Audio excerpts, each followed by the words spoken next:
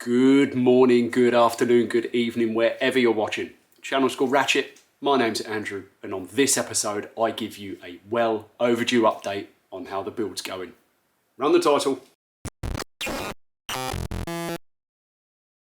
Welcome to the channel if you're new. If you're not, thank you for tuning back in for yet another episode.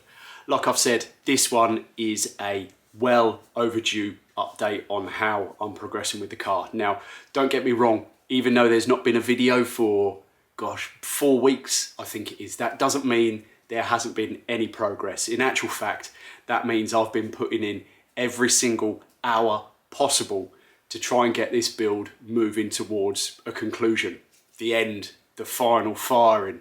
Over the last 4 weeks, there has been an absolute ton of work, which I've basically been focusing on, not worrying about getting any recording done, just try and get job after job knocked out so I can try and get this car back on the road this year.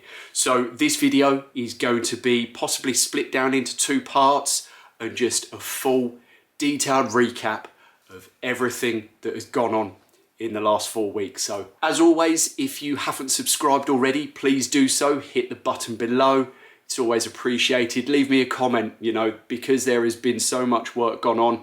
I'm hoping you guys are gonna jump into the comments and let me know how you think things are progressing. If you can pick up any little bits and pieces that I may have done wrong, more than willing, more than happy to listen to your guys' opinions. As always, there's Instagram. Again, I've even been quiet on there because I've just been focusing so much on putting in the hours, putting in the physical working hours to get this build moved along.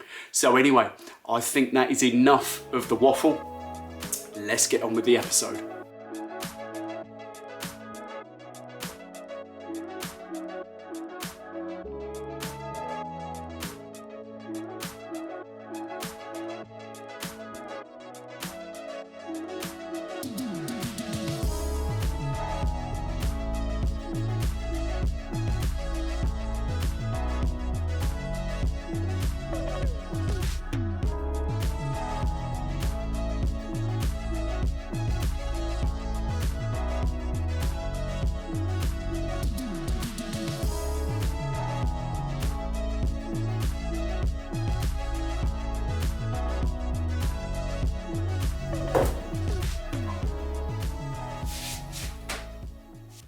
So let's dive into the front end and cover off everything that has been going on.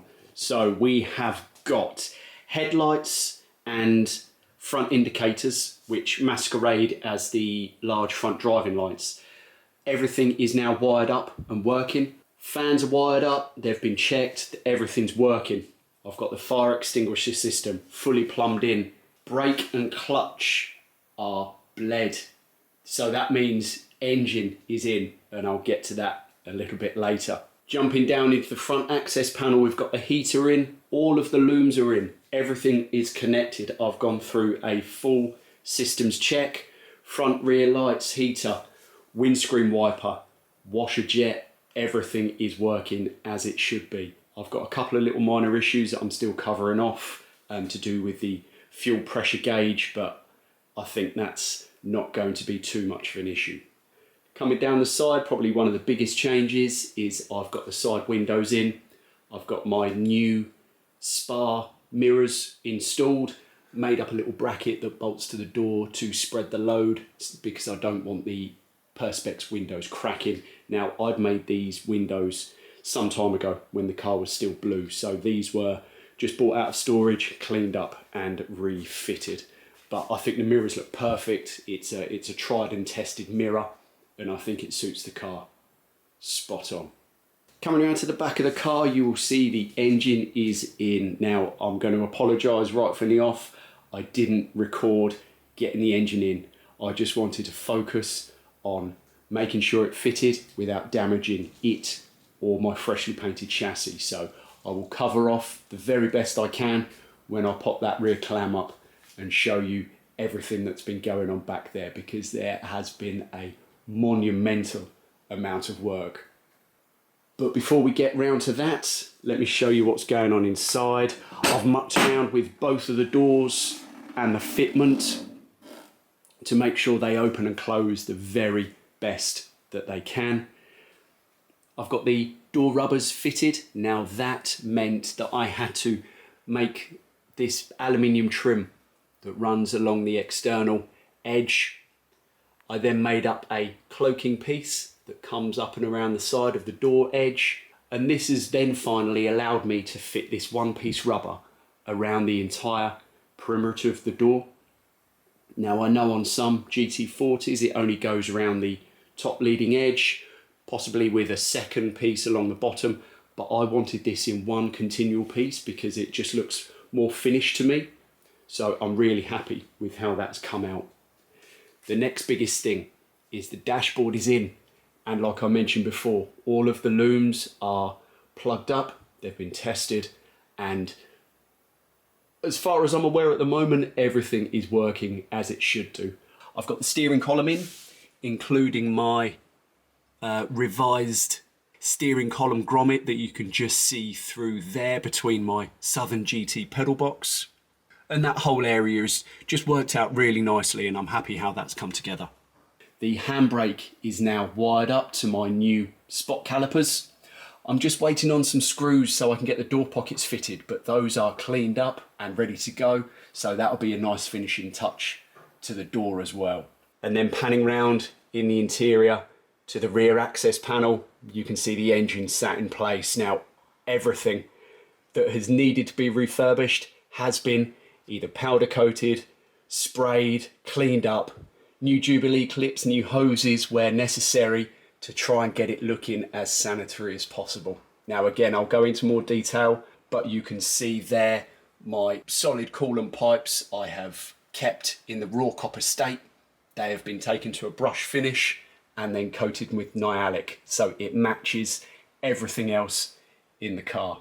Jumping over to the passenger side, but looking back through to the driver's side, you will see I've got my gear linkage fitted. Now this is how it's going to stay. I'm not going to have a lockout plate fitted around the gear shaft. I have the Tornado pull cable that then fits back onto the UN1 gearbox, and I will show you that in more detail.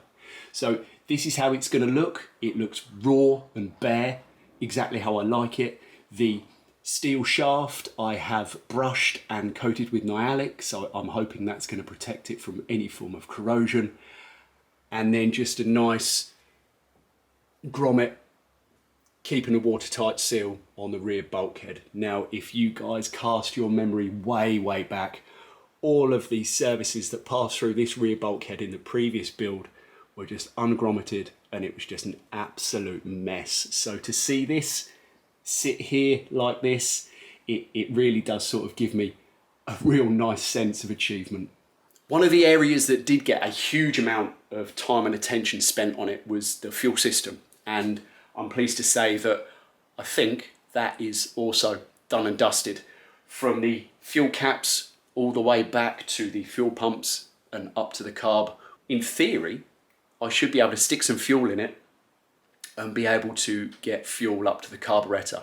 Certainly running through my electrical checks, I've got both of the fuel pumps working as they should do. So initially, things are looking quite rosy. So that basically wraps up this episode. I wanted to keep it short. You've seen basically what's gone into this front end, exterior wise, and certainly on the inside, with a little glimpse of what is to come in the next video. So that's basically what the next video is going to be. It is going to be knee deep in the engine bay, giving you a full detailed overview of what's been going on, because like I say, there has been an absolute ton of work happening back there. So up until then, I will catch you next time.